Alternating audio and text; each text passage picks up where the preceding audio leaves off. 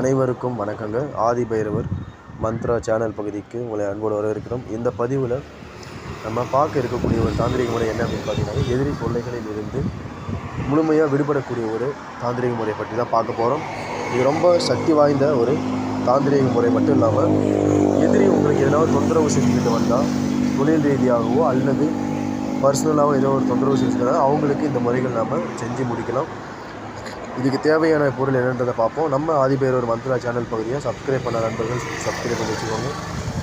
இதுக்கு தேவையான பொருள் என்ன அப்படின்னு பார்த்தீங்கன்னா, ஒரே ஒரு வெண் பூசணி, ஒரு எலுமிச்சை பழம், அதோடு ஒரு கொத்து எருக்கன் பூ. சரிங்களா? அந்த ஊதா நிறத்தில் இருக்கக்கூடிய எருக்கும் பூ தான் பயன்படும்.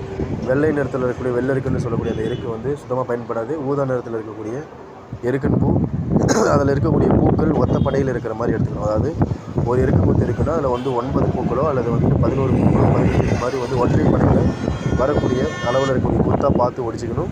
அந்த மாதிரி எடுத்துகிட்ட பிறகு நீங்கள் என்ன செய்யணும் பார்த்தீங்கன்னா, இந்த வெண்பூசணிக்காய், வெண்பூசணிக்காயில் முக்கியமாக ஒரு பொருள் வச்சாலும், அதாவது எதிரியினுடைய காலடி மண். சரிங்களா?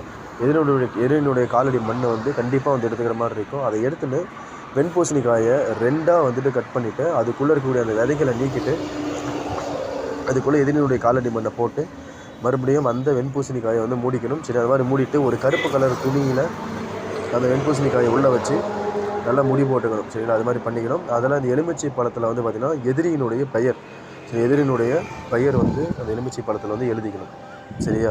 எதிரினுடைய பெயரை வந்து எலுமிச்சை பழத்தில் எதிரி எழுதிட்டு, அந்த வெள்ளரிக்கன் கொத்து வந்து என்ன பண்ணுறீங்க பார்த்தீங்கன்னா, எலுமிச்சை பழத்தையும் வெள்ளரிக்கன் கொத்தையும் தனி ஒரு கருப்பு துணியில் வந்து உள்ளே வச்சு சுற்றிடணும்.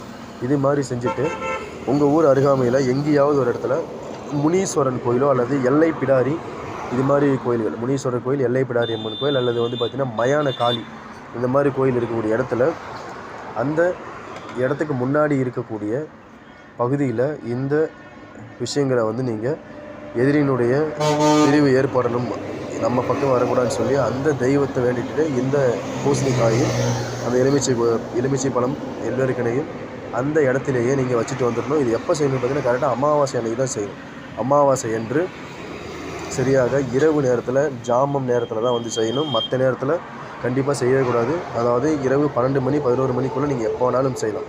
சரி, இது மாதிரி நீங்கள் செஞ்சிட்டிங்கனாலே எதிரி வந்து உங்களுக்கு பாதிப்பு கொடுக்க மாட்டோம். நன்றி, வணக்கம்.